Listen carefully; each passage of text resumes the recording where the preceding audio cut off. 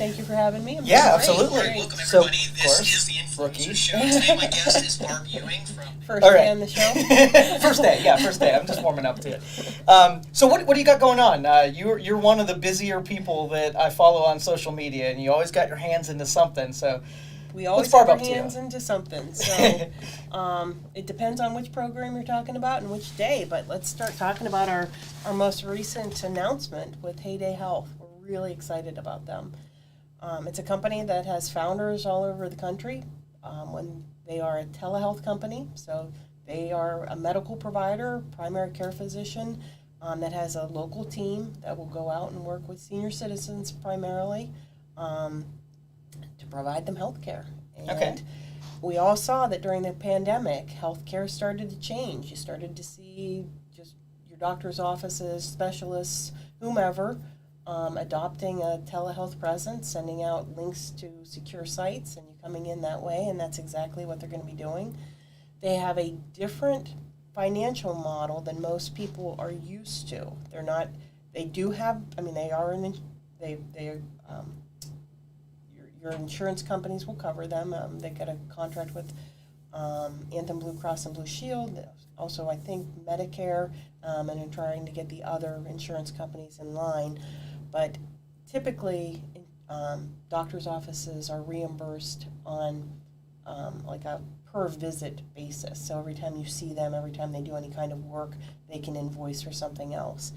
In this instance, they are compensated for keeping their patients healthy, and you can see them as often as you want, virtually, obviously. They are compensated at the end of the year based upon whatever kind of savings that they were able to offer to your insurance provider. The doctor is remote, but they do have a local team, and if you need somebody to come out to your home for specific items, they can send somebody out to the home. But ideally, their model is to have a telehealth presence and to be working with people remotely. And when you really think about it, people who have mobility issues, just don't get around very well, or are at very risk of exposure because they've got compromised health, compromised health systems, and just shouldn't be going into doctors' offices because there are other people with germs, or even sunbirds. People who leave in the winter and travel to Florida or the West Coast somewhere in for the duration of the Doctors the here, they're doctors there. here, doctors there. It doesn't matter. Right. Rather than trying to duplicate your systems and having two different healthcare networks, you can essentially have the same network. It really is very exciting, and they are building this team here. I mean, this is really their headquarters and their focus, and we're thrilled to have them here. That's awesome. Yeah. Now, and what's astounding that how quickly the innovations in that sector came to life with COVID. I mean, you watched it go from nothing Right. to this. It's amazing how fast it happened. We were talking to, I believe it was Case Western, or a team that worked around Case Western, for probably the best part of the last 5 to 10 years about telehealth. And you're right, it was flatlined. Nobody wanted to talk about it. Nobody was really interested in it. But suddenly, with COVID, it has spiked. It just absolutely spiked. And I think we're going to be seeing more of it. I had a conversation over the weekend with somebody who works in infectious medicine, and I know just from my own experience that the hospital systems are having trouble attracting doctors into the region, and that's true in a lot of smaller communities. Big incentives are going to doctors and specialists, any kind of medical professional, to go to the big systems right now. So I think we're going to start to see this telehealth spike continue to trend in that direction. And there's also a better infrastructure around it. So, for instance, there are now easy pieces of hardware that can be sent out to a patient so that they can get blood pressure readings and the types of things that you would normally have done in the office. Those things can now be taken care of remotely as well. So, it does make the whole process work better. But it is a different world. I mean, we will never look at healthcare again.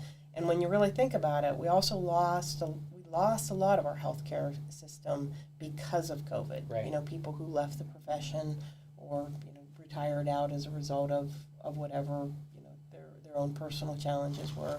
So I think whether we want it to be changing or not, it will be changing. Exactly. I think we'll be seeing more of it. So you guys make us really proud of what you guys do, okay?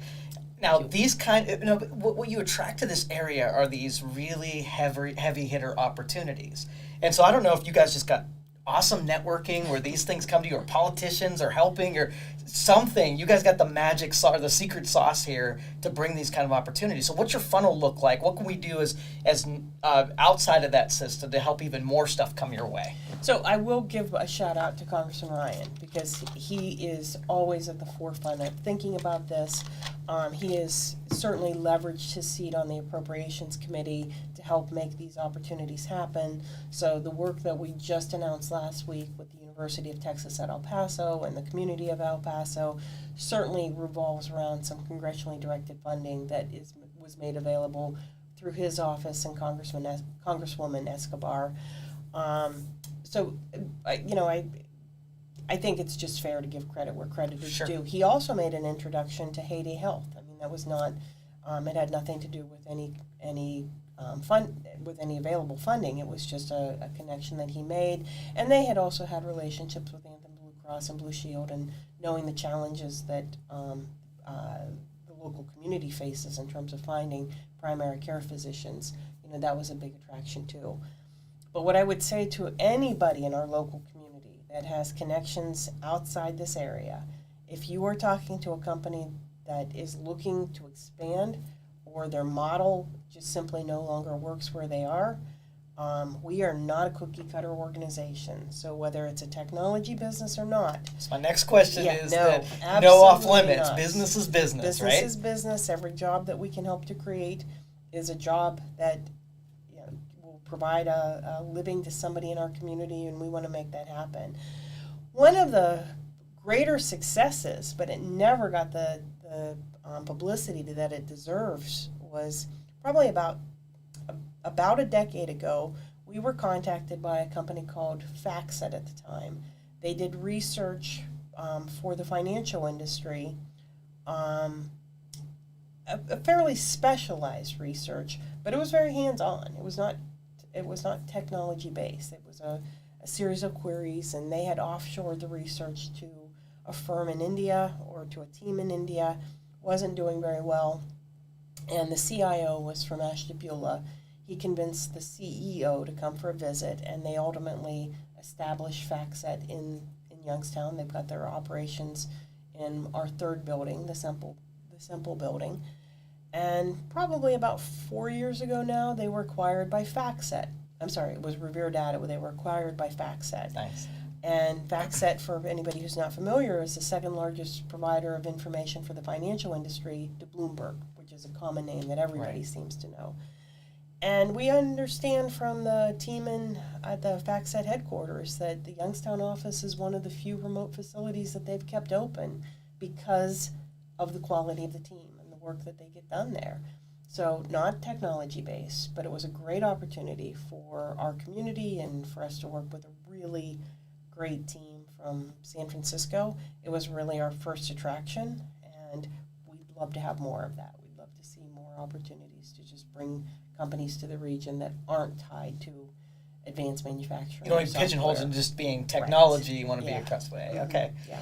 And so that funnel, do you have people mostly coming to you, or do you have to have a prospecting team go out there and hunt for undervalueds?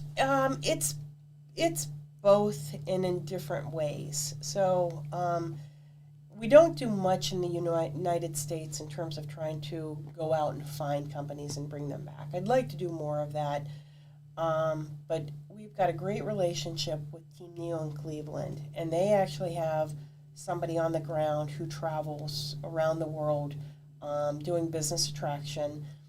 And if it's something that's a good fit for our space, we always get introductions from Team Neo. One of our additive manufacturing companies is a French materials company called Nano E. And while they've gone quiet during COVID, and many companies had, they actually had a full-time employee deployed in Northeast Ohio doing business development. They developed a ceramic and metal filament system for 3D printers. Very unusual, great applications, and it was being launched into the North American market from Youngstown, and I expect to. We're starting to see materials start to show up again, so I think they're becoming active as well.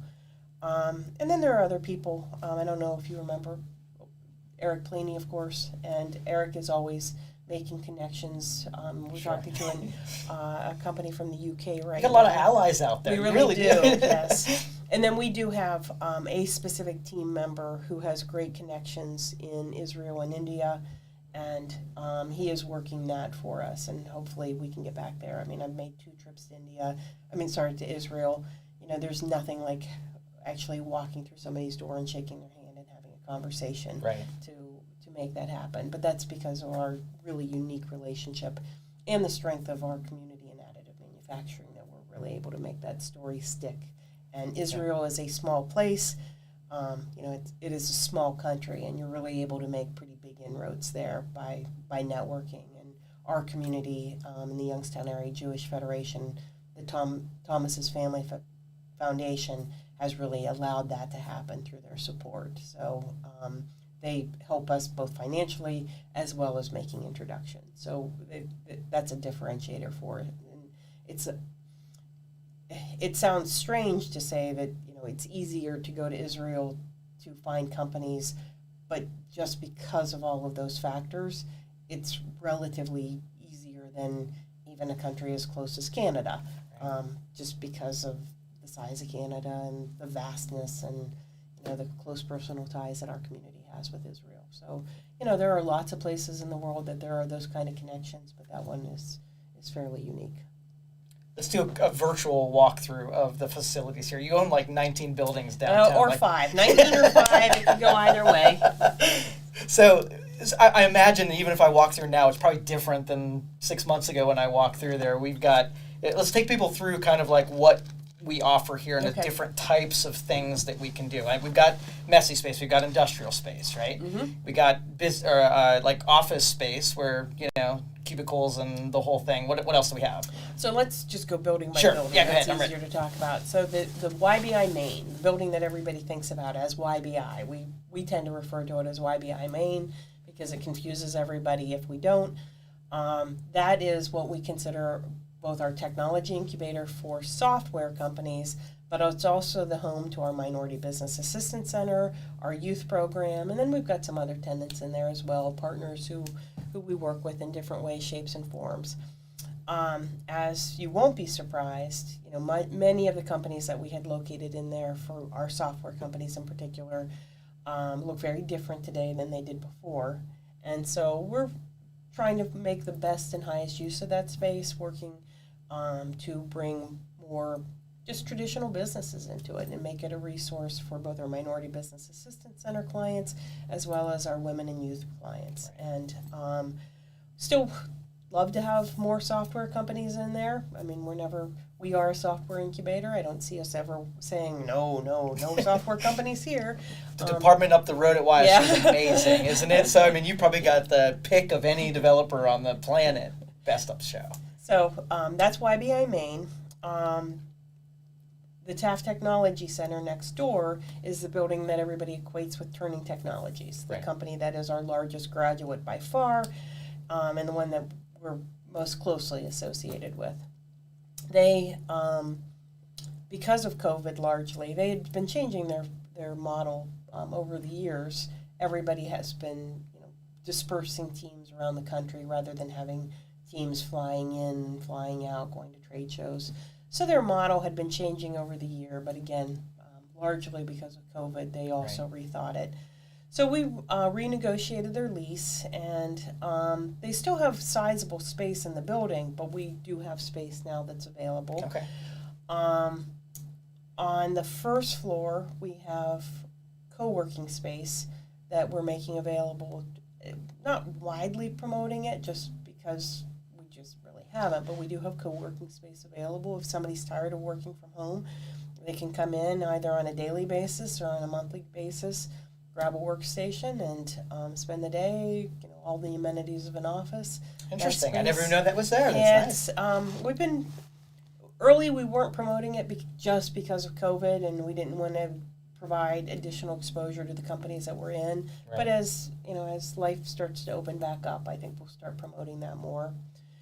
And so Turning still has the second floor of that space and some additional space. And on the third floor, the partnership with the University of Texas at El Paso is not under lease yet, but very close to being under lease. So they'll take one of the 4 suites that are available. We've got at least 25 interns that they're anticipating hiring, not just from YSU, but from anywhere in the region that will be doing research on hypersonics, and then they'll have a team there as well to help manage that program. Can't talk in any detail about it yet, but on the other side of that floor, we've got a company that notified us yesterday that they are also planning to take space, and I expect to have them in place before the end of the year. They're an AI company. We're thrilled. Nice. This is our first big AI win. We've played with it before, but this will be our first big AI win, artificial intelligence. And then one of our women-owned businesses that does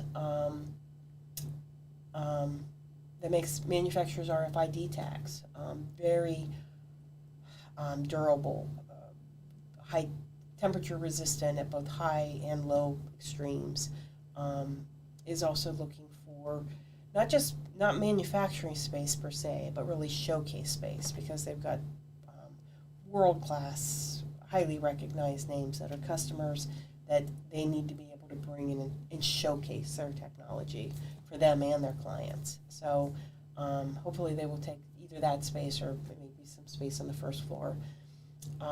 It's beautiful, beautiful space, very modern, and while it's sad to see Turning change their model, it does feel like it was time, and the world's opening up, and it looks like we've got some good opportunities for our community. The third building we think is the juxtaposition to to the Taft facility.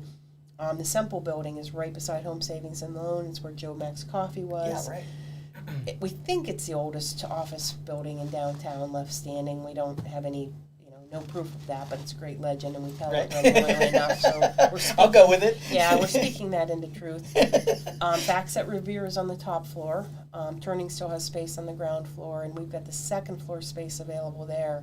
It is beautiful space. It feels like a San Francisco loft, brick walls, big windows. It's beautiful space, and I think that and the space on the first floor that Joe Max was in, I think we'll work a little harder this year to try to get some good tenants in there. America Makes has the entire building that's attached to YBI through that bridge that goes over, I think it's Margaret's Court. They've done a lot of renovations. They've added a number of staff people. I think they have about doubled the number of staff that they have in the Youngstown office. Wow. And the renovations look fantastic. I happened to be there this morning, and it's exciting to see that facility get dusted off. We don't really think about it, but they're coming up on 10 years in the Mahoning Valley. Dang. Yeah. I mean, it's been a minute since that building was first renovated. That's so cool, though. And then the last building is our additive manufacturing facility, principally for startups. It was the original Vindicator print house, that beautiful Art Deco facility. We did the renovations in 2017. They were completed. I think we opened it in December of 2017. When we did that first round of renovations, we only did about 75 to 80% of the facility. We just didn't have enough money to do the entire facility. But also, it would have meant that we were putting up walls just arbitrarily, with no real knowledge of what we should be planning for. Right. So when we submitted the request to the federal government in 2017 to get that project underway, we had predicted that there would be 2 companies in there in our partnership with YSU. And I am really excited to say that 3 years later, the entire space, everything that was renovated in that 2014 to 2017 project, is either leased or about to be leased. And it's a total of 12 different companies that have space in there in one way, shape, or form, plus our partnership with YSU. Mic drop. Yeah, it's a great story. It's a great story. And we've got a soft agreement, the tentative approval, not soft, the tentative approval from the US EDA for $2 million to complete the renovations to that facility. And I think we're within days. It's in legal review at this point. I think we're within days of getting final word on that, and then we'll be going back to the state to get the remaining funding, the remaining 20%, to finish those renovations. And we have to. I mean, there's no room at the inn. Right. Yeah. You're going to have to start making hard choices and having people run extension cords to have some light in the space that's not renovated right now. Right. So. I have no doubt you'll buy a couple more buildings down there. Silver's is open down there. I'm surprised. So when the last time I was down in that last building, the old Vindicator building, there was one of the floors you had sort of like a remote learning deal where they had these big screens and they had a professor, an instructor sitting in front of it, and I kind of watched them as they were teaching people on the remote side. I mean, you guys were ahead of this whole COVID thing on that. How's that thing done through that period of time? Well, they have, I mean, obviously, educational technology, it has been challenging times. Schools shutting down and the extra costs, et cetera. But to their credit, they have really pivoted and started manufacturing manufacturing PPE like so many companies did. You know, when nobody could get it, they jumped on that and started making face shields and some other products like that. But they've also found a specific niche in that area on a specific dental application, which if you think about dentist offices, I mean, they really do have their own challenges associated with trying to keep their employees safe. And another great story, and you just have to love additive manufacturing because of it, the Mahoning County Commissioners had reached out to us probably 3 months ago. The statues on the top of the courthouse that they went to such great lengths to renovate, and really are the signature piece of the Mahoning County Courthouse. They had 3D 3D files of those, so they reached out to us to get some printed because they want to give them away instead of a plaque or something like that. They want to give the small replicas of the statues as gifts on behalf of the Mahoning County Commissioners. And really, what a great testament to them and to their thinking. I mean, that's a great gift idea. It truly is a unique, beautiful, iconic thing for the Mahoning Valley, and it's a great application for 3D printing. So that's one of the things that they're doing, just to, they're still working in that same space, but like everybody, trying to find their path forward until the world goes back to normal and they can get back into the schools. So, and I thank you for taking us through the YBI, but I want to talk about you a little bit, because in the function of your job, you help us all, but you as a person, you're a very optimistic person. You push things on your own outside of the YBI. So I want to thank you first for everything that you do for this area. We need more people in your capacities to be, spearheading a lot of these things. So if you were to give some, advice from your perspective, what the public could do more of to equal or at least help you with your, advance the things that are important to you. Well, so to get all metaphysical and just do the right to the deep dive. I'm baiting you right into the philosophy. One of my favorite speakers is Mike Dooley, and he runs a campaign, for lack of a better term, that thoughts become things, and we make our own reality by the things that we think and the things that we say. And for so long, this community has had we've given ourselves a black eye. Jim Kossler talked a lot about the need to get Youngstown to dispel its disbelief in itself. We just have to start taking these positive stories and pushing them out. We need to tell our grandkids and our kids that it's okay to try to have a life here and that there is a future here.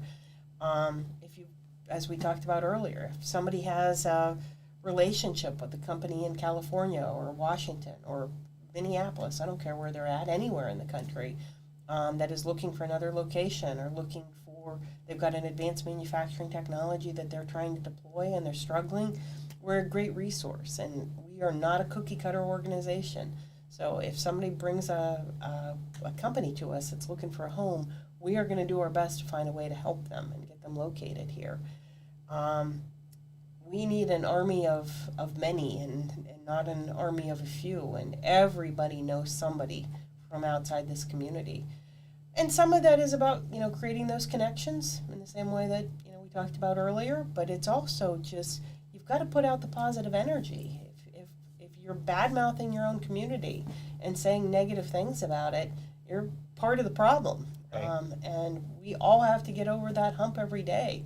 And I know it becomes like I think it's common throughout the Midwest. You hear, people making cracks about their community, and it's kind of a truism. But words hurt, and we need to stop doing it. I mean, we need to be our own champions, and we can't expect other people to do it if we're not willing to do it.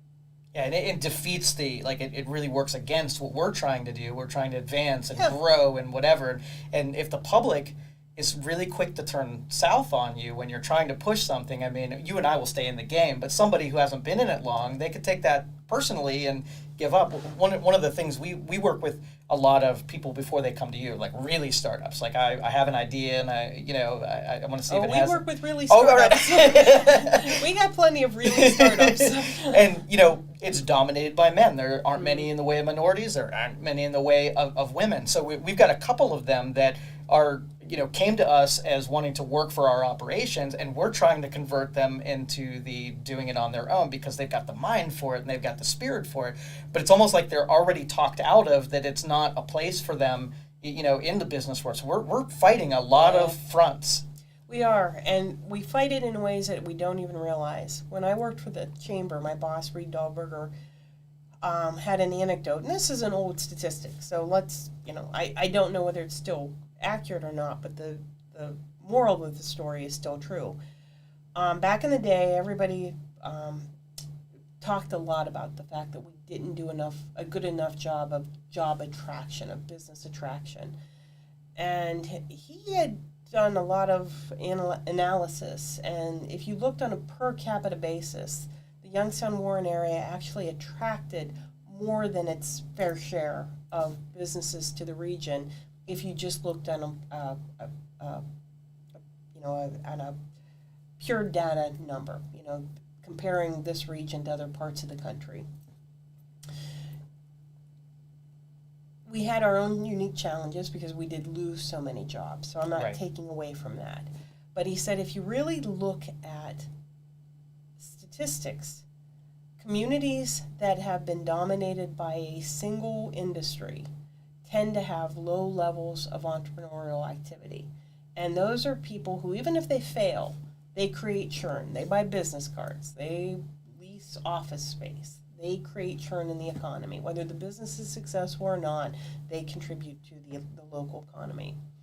So in communities that have been dominated by a single industry, you see lower levels of entrepreneurship, and we absolutely see that. And we were dominated not by one, but by two. So, it was the steel industry and the automotive industry. Right. People tend to just think that they want to go get, parents are pushing their kids to go get a job at, at the local employer that pays well and has, seemingly a career path that you can retire from, although I think we've all learned that lesson.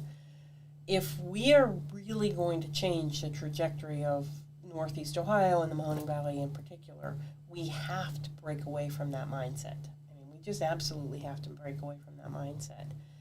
And without naming any names, I know that there's a professor who really mentored one of our startups, and they've got a very close working relationship, and that startup is very, very successful.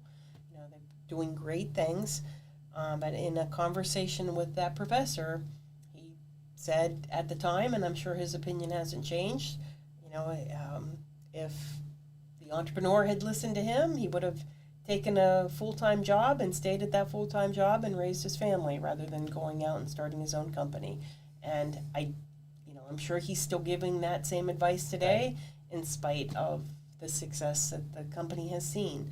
And well, when we're failure and risk averse, then we count ourselves out of it. I mean, I could just, if somebody were narrating my life story and all they did was go around and point out all of my swings and misses, right? I would want to do it anymore, and that's what we do. It's like Avanti and Blimp Factory and everything we've ever done is on the tip of everybody's tongue. Like something new comes to town, and it's one of those, And that's the part that if I can conspire to change one thing, I would do that. I would remove that history from our language and start over, hit the reset button. For all of those projects that didn't move forward, whether people intended for them to happen, whether it was just an unfortunate twist of fate or if there was really something nefarious going on, whatever the case may be, that collection of failed stories has become so much a part of so many people's mindsets. It's taken on a life of its own, not unlike that notion that people believe that the steel mills are still coming back. I don't know anybody who has believed that for decades, but we say it, and I hear it said over and over again, and I don't believe that was ever true, or anybody's working on that. Right, I don't think. So, although we did joke about the fact that after everybody said for years nobody believes that the steel mills are coming back, then you saw the rise of Alaric, and except for one. So, but that is that's another great. It's a great story and great proof that you should never rule any industry. Right, out. but I would never put us back into a single industry marketplace anyhow.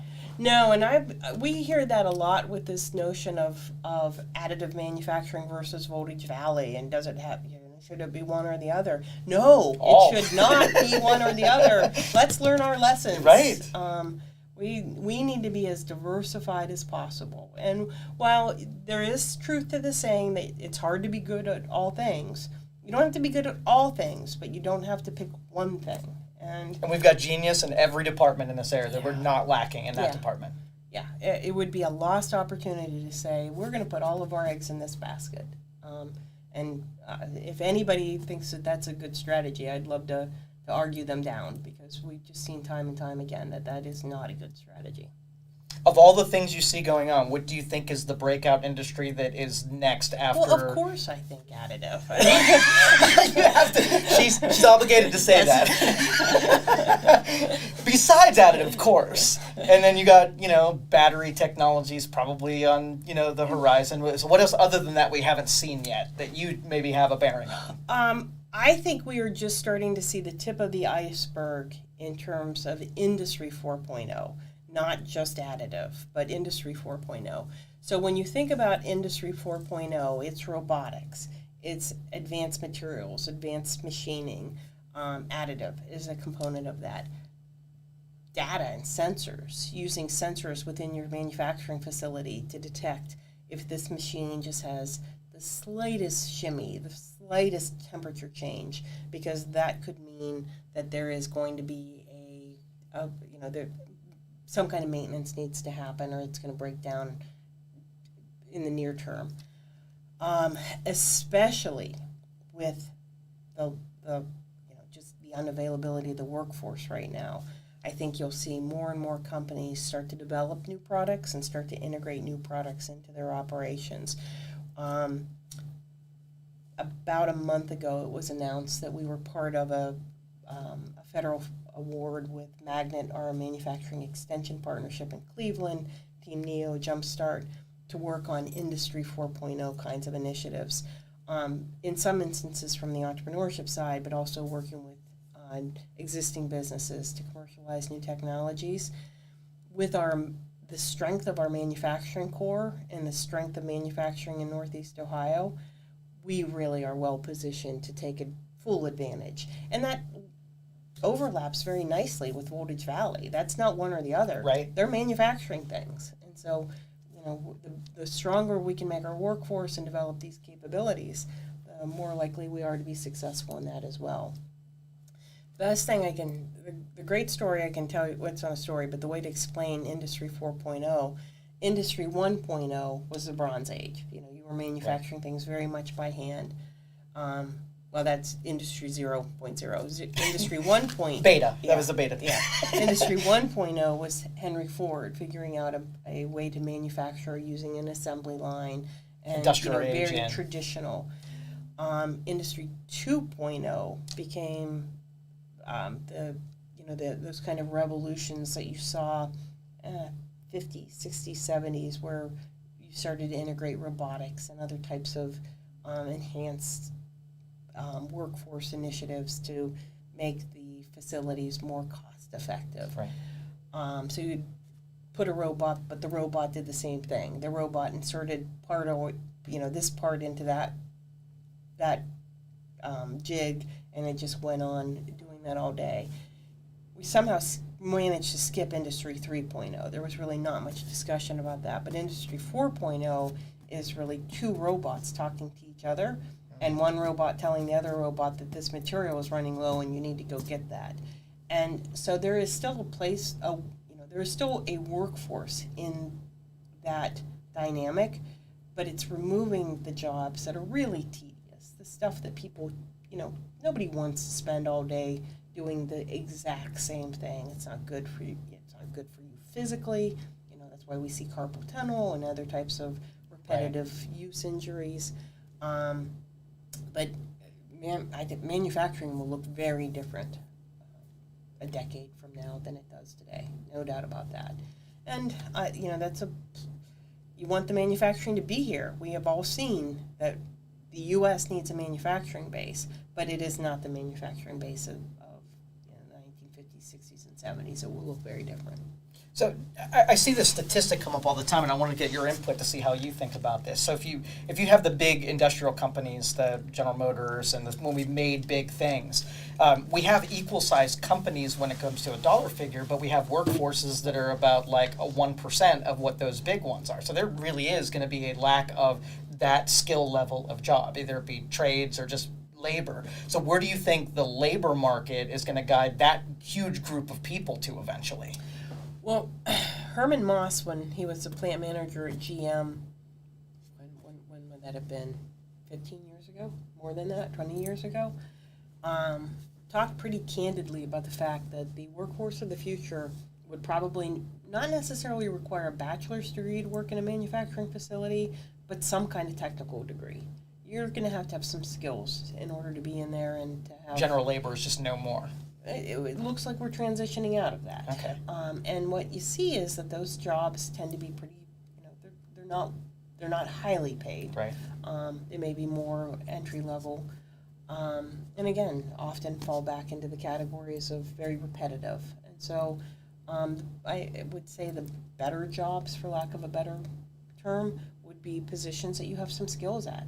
That you've gone on and have an understanding of advanced manufacturing technologies, maybe programming a CNC machine or working with co-robots. Robots that there are robots and there are co-robots. Robots work by themselves and nobody gets in a robot's way.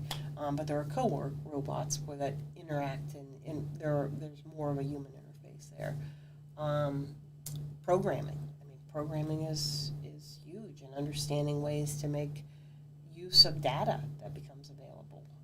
We tend to think about programmers as people who are sitting in a room making program that just runs in our computers, but programmers analyze and create interfaces between systems within a manufacturing facility all the time. It's a key industry. So it's not one thing. It is really a paradigm of lots of different things.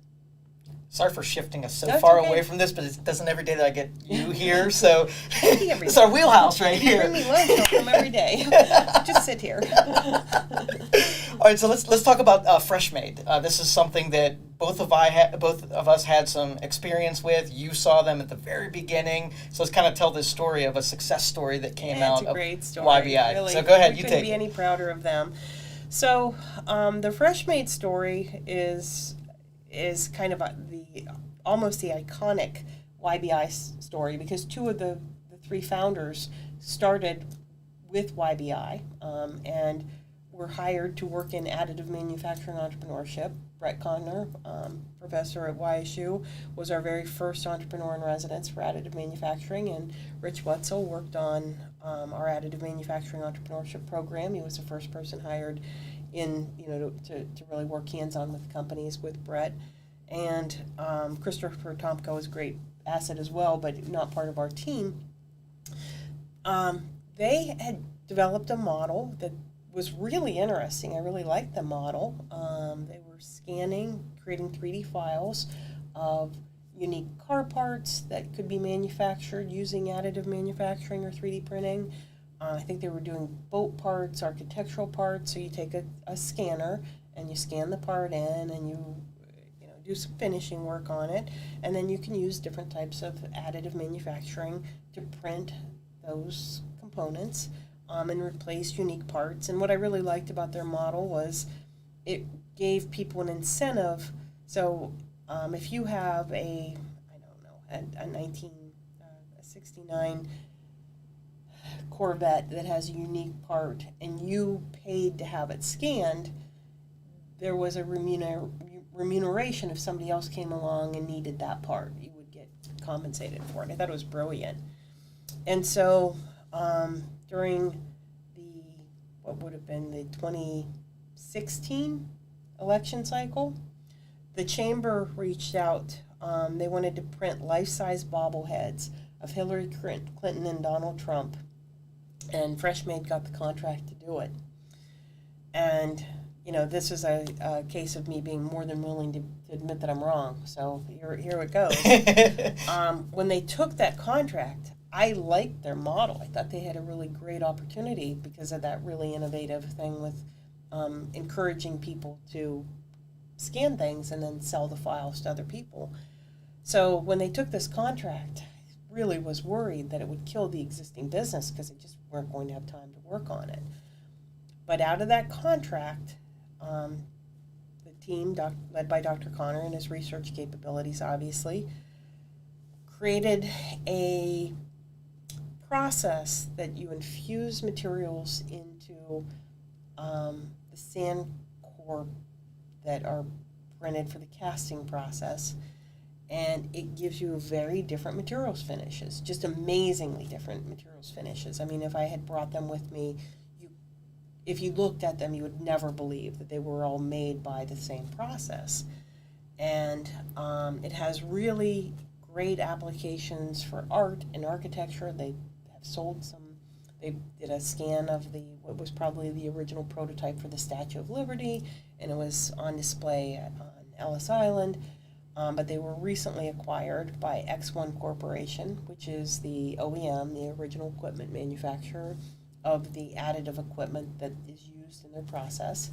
It's a great exit. It's really our first major exit in that space. Team's doing well, landed in a happy place, and a testament to the process, right? Testament to the process, and that you shouldn't listen to you shouldn't always listen to non-believers. I don't know that I actually told them not to do it. I was just concerned. So, it's a true testament to the strength of the program, to the strength and quality of that team, and that they were able to take that product to market and have that acquisition happen. And what really for that industry is I would say a pretty quick turnaround. I mean, this is a new industry. It's groundbreaking. You're not hearing a lot of exits at this point. Right. Could not be any prouder of that team.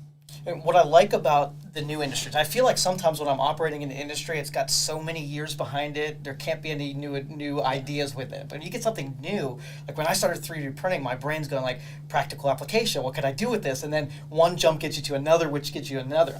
I before I met Freshmade, I didn't know that you could print in sand. And then I started reading in, all the other materials that you make. Now it makes complete sense. Like I was reading an example of like the Navy being able to, while they're at sea, being able to print a bolt that breaks, at sea, so they don't have to come in and do repairs. They could just do it out there. And I'm thinking, that's brilliant. Yeah. And it started because people were printing with plastics You know what I mean? And pushed it out to mass adoption that way. And that's really why when the NFL did their helmet challenge, they did it in Youngstown because of the capabilities for really completely rethinking the helmets in a different way, in a different being able to manufacture with different materials, but also manufacture in an entirely different way, because you are bringing a different design process to the table. You can do things using additive that you just simply couldn't do using traditional manufacturing. So it's been now 2.5 years ago that Dr. York from the 49ers and the NFL came to town. 300 people in the community, doctors, the helmet companies themselves, trainers, industry experts, looking for new solutions that would take advantage of the design freedom that additive offers. Because the NFL has been, the league has been pretty proactive, as I understand it, in trying to make better helmets, but you can only take the existing process so far. Exactly. You've got to really rethink it entirely if you're going to do something different. And I think they're either close to or have recently, that process is finally coming to a conclusion. They've got the teams wrapping up now. I'm excited to see what happens with it, because they should look very different than what a traditional helmet looked like. But that's the power of additive. One last question. So if there are any startups or people who want to get into business, what's the process like coming to YBI and getting started in any of your programs? So the easiest way, we can take phone calls too, but the easiest way is to go to www.ybi.org, O-R-G. Okay.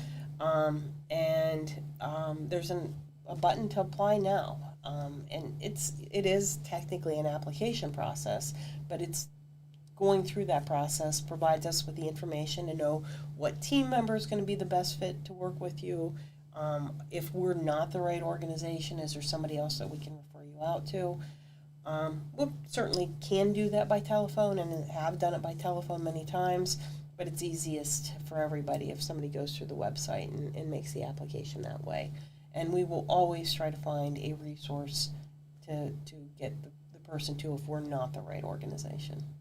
Beautiful. Thank you so much for joining you. me. I really appreciate it. And anything we could do to ever help you, you let us know. I appreciate we that very value the friendship and what you have down here, so appreciate it. Thank you. All right, guys. Stay tuned next week. We'll see you then. Wow.